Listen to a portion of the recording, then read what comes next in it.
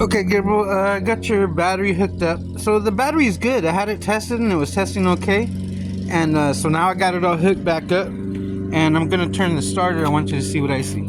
So on the battery, when the battery's sitting without the keys in it or the keys in it, but not turned on, the battery should be sitting at 12.6 volts. And right here we're showing 12.53. So I'm going to go in and, turn the key, and you're gonna see if it drops below 10, the battery's bad. If it drops only to about 11, then the battery's good.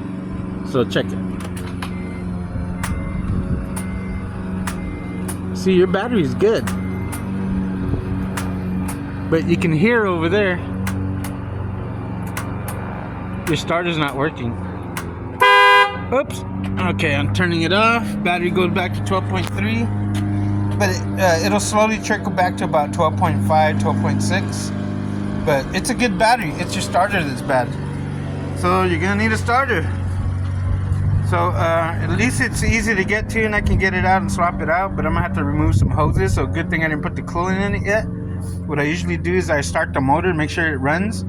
And then after I find out that it runs, then I start adding coolant to it and start burping the system. So just wanted to show you that, and we're gonna need a starter. Okay, bye.